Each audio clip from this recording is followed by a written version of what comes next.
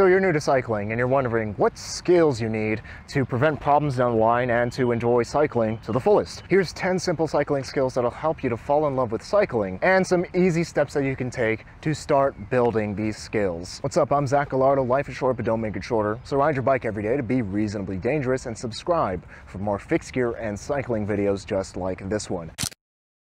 For steel bikes that weigh well under 20 pounds or 9 kilograms that you can customize to be your dream bike right out of the box, consider checking out Wabi Cycles linked at the top of the description. Our tips today fall into 3 categories. The first is riding, the second is maintenance, and the third is your mentality, and arguably the most important. Our number 10 skill is being comfortable using the road and riding with the flow of traffic. As opposed to only riding on segregated bike trails, bike lanes, or on the sidewalk, being comfortable using the road and riding as part of traffic will literally open up the world to you and your cycling. Instead of being pigeonholed into riding specific roads, you can explore anything that you want. If you're just starting out, I know how intimidating it can be riding right next to cars, but know that, at least in the US and a lot of other countries, that you have the right to use the road as a cyclist. The best way to get comfortable using the road and riding with traffic is to expose yourself to it by just doing it. Plan routes that have bike lanes and use those bike lanes to get comfortable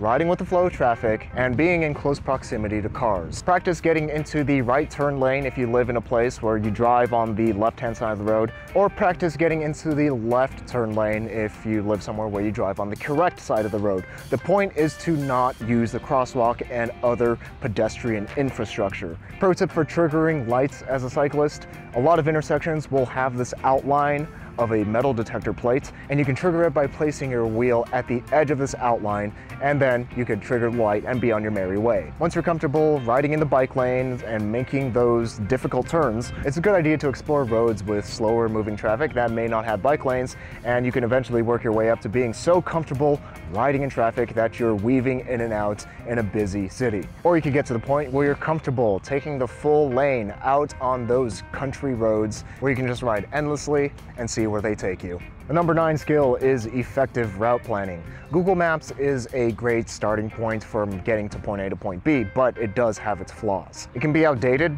it can lead you on some less than ideal roads through some stabby parts of town, or it can just flat out lead you the wrong way, like against traffic on a one-way street. And no, I'm not speaking from experience.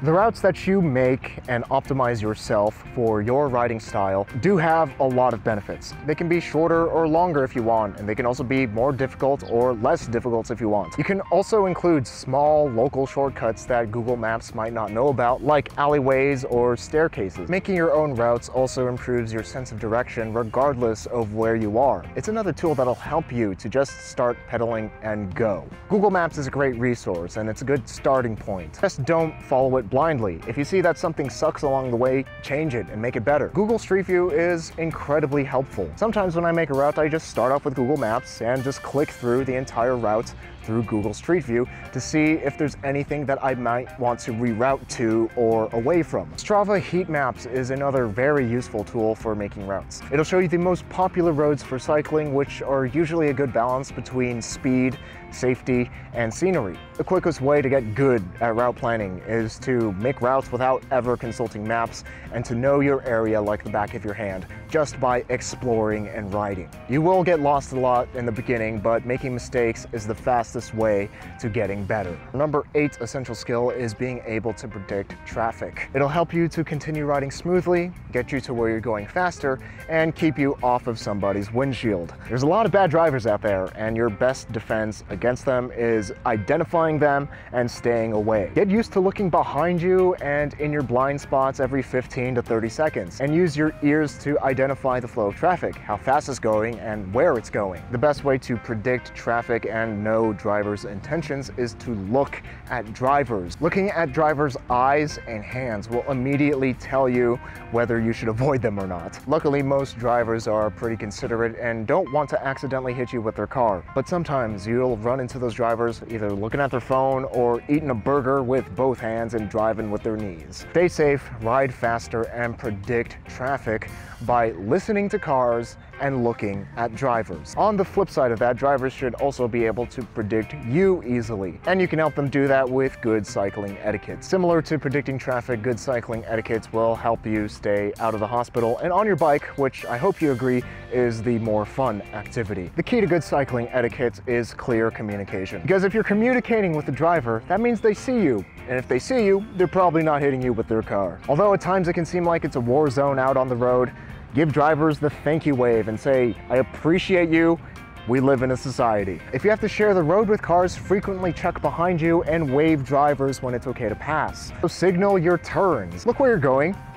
Common sense, but it's worth repeating. It is inevitable that you will run into those drivers that just absolutely hate cyclists and low-key want to murder you. And there's only one solution to drivers with road rage, and that is to ignore them and to continue on with your day. Next up, we have simple maintenance skills that will make your cycling life a whole lot easier. Number 6, know how to pump your tires to the correct PSI. Depending on the weight of you, your gear, your bike, and your tire width, you will have an ideal PSI that will be the fastest, the most comfortable, and the most resistant to flats. You can find out your ideal PSI by checking out the tire pressure calculator linked in the description. Our number 5 skill, know how to change a flat.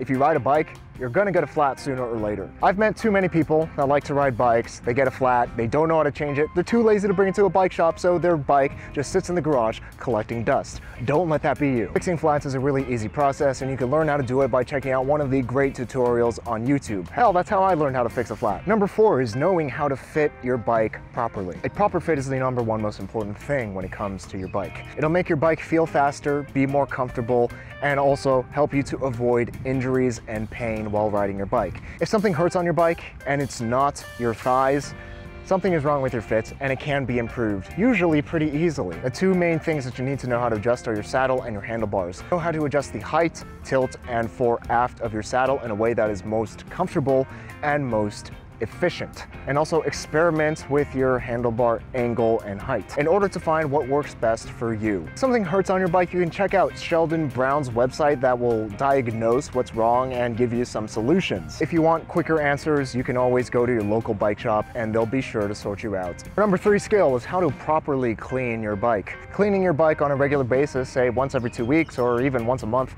will help to prevent a lot of mechanical issues in the future and save you money in the long term, which also makes your bike more fun to ride. A simple wipe down with warm soapy water will do wonders for the longevity of your bike. And you can check out my maintenance routine for lazy people in the playlist for beginner cyclists. And our number 2 tip is being able to spot a good versus a bad lockup. Unfortunately, bike thieves are very good at what they do. They're ruthless, and if you even so much as think about locking up your bike poorly, your bike is already gone. Know how, when, and where to lock up your bike, and always, 100% of the time, practice good locking techniques. Lock your rear wheel and your frame to an immovable object in a well-lit area with lots of traffic, and use a secondary lock, whether that's a cable lock or something even beefier, to lock secondary items with lesser value. The goal is to secure the most value to prevent bike thieves from looking at your bike as an easy turnaround. I made an in-depth guide about how to almost never have your bike stolen, and you can check that out also in the playlist at the end of this one. And last is having the right mentality for cycling. You should be able to ride in a way that is most enjoyable for you. There's a lot of elitists, myself included, in the cycling world, and will say stupid things without knowing you and your needs, like slam your stem. Your Strava ride is super slow. You're not riding brakeless, what a wuss. The thing is, there's so many different forms of cycling. And regardless of what form of cycling you do, there will be people telling you that you're doing it wrong. But there's no wrong way to ride your bike, no matter what people say. The right way to ride your bike is your way, and doing it in a way that you enjoy the most. My personal philosophy is to ride my bike at least every day, regardless of how long or short the ride is, because I find that riding my bike elevates my mood, and I just feel happier, more energetic, and I get better ideas and think more clearly when I ride my bike, regardless if that's half a mile or 100 miles. I like to ride my bike every day, and you're welcome to try out this philosophy. Those are 10 simple riding, maintenance, and mindset skills that will help you to fall in love with cycling. Are there some important cycling skills that I may have missed? Let me know in the comments, and be sure to read read the comments because a lot of the best advice is in there. Our channel sponsor, Wabi Cycles, is the epitome of what makes cycling fun. Every one of Wabi's design choices are meticulously made to give you the purest ride quality for the money. And Wabi executes those choices perfectly with master craftsmen right here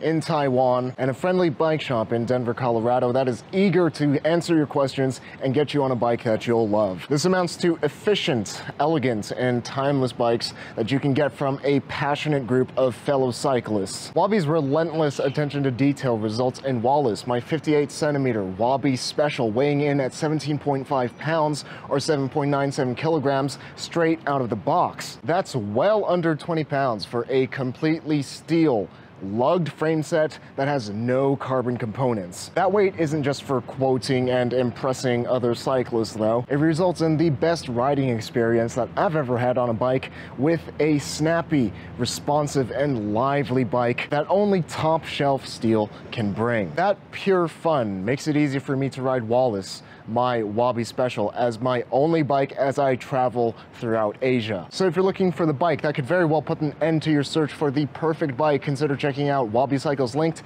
at the top of the description, because it really is the closest thing that I've ridden to the perfect bike. Thanks for watching this video. Subscribe to watch more fixed gear and cycling videos just like this one. And remember to hit the like button if you like this video, or the dislike button if you think it sucked. And if you haven't ridden your bike yet today, stop watching me right now, because life is short, but don't make it shorter. So ride your bike every day to be reasonably dangerous, but only if you want to. That's just what works for me. What do I know? You should try it.